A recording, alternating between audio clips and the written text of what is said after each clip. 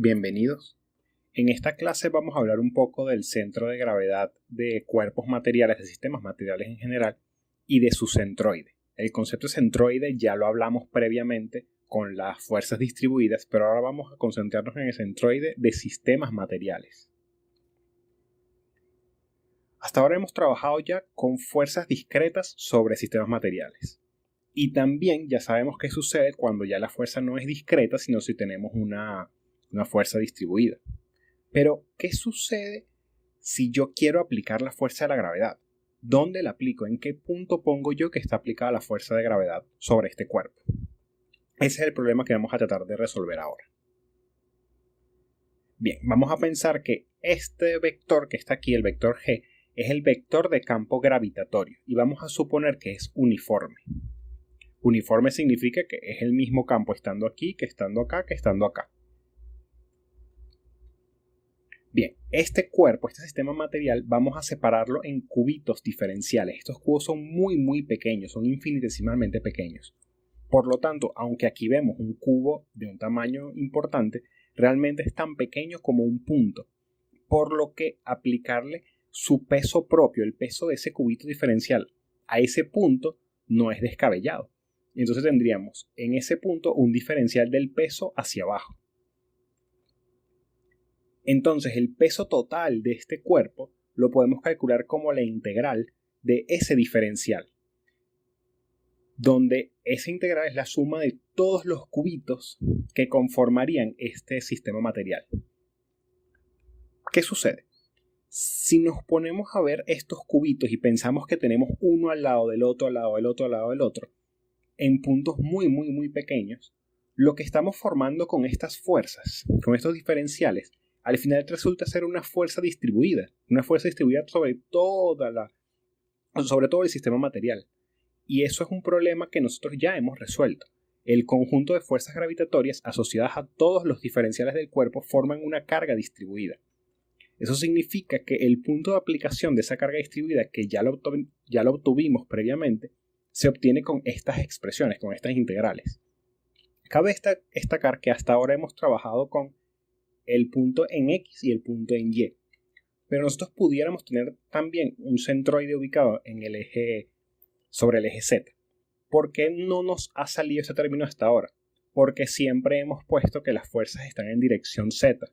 Entonces, no sé si recuerdan que estas expresiones salieron de obtener el punto de fuerza única que generan estas fuerzas. Y eso dependía de un momento.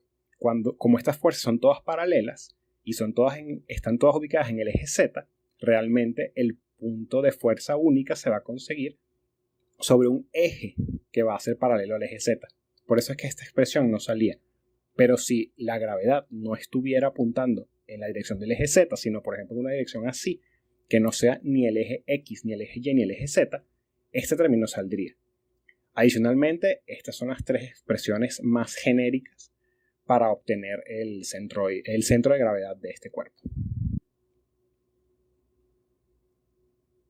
Bien, vamos a definir entonces que ese diferencial de peso de cada uno de estos cubitos se expresa como la intensidad de fuerza multiplicado por dx de y. La intensidad de la fuerza distribuida formada por todos los pesos de cada uno de los cubos. De esta manera yo puedo sustituir esta expresión en cada una de estas coordenadas para obtener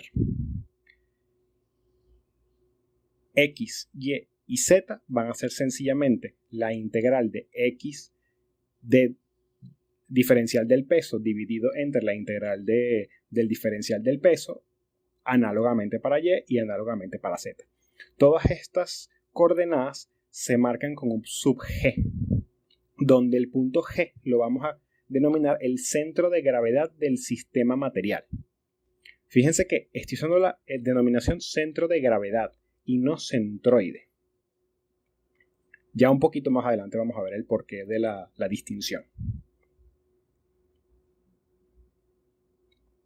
Ahora, el diferencial de peso lo podemos calcular para un cuerpo en general como su peso específico, que se denota gamma, por un diferencial de volumen, donde gamma es la gravedad ρ.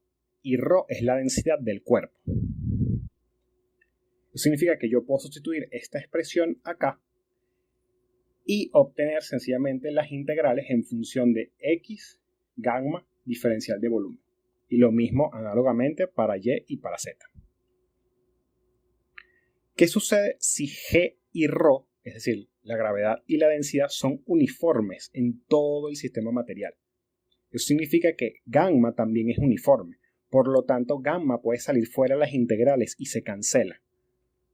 Eso me reduce un poco las integrales y obtengo que las coordenadas x, y y z del centro de gravedad son nada más la integral de x diferencial de volumen sobre la integral del diferencial de volumen y análogo para y para z. Estas expresiones que están aquí denotan el centroide o el centro geométrico del cuerpo. Entonces, si G y ρ son uniformes, por lo tanto el peso específico es uniforme, el centro de gravedad G del cuerpo coincide con su centro geométrico o centroide. Ese es el por qué había hecho la distinción antes entre la letra G y la letra C. A pesar de que nosotros habíamos obtenido las expresiones para una fuerza distribuida y mencionamos que eso era el centroide de la fuerza distribuida, en este caso era diferente. Cuando obtuvimos el punto de aplicación del peso sobre este cuerpo, lo denotamos como centro de gravedad en lugar de centroide, porque no es el centroide del cuerpo. Eso depende de la densidad. Si la densidad no es uniforme, estos puntos no necesariamente son iguales. Vamos a cortar aquí y ahora continuamos con este tópico.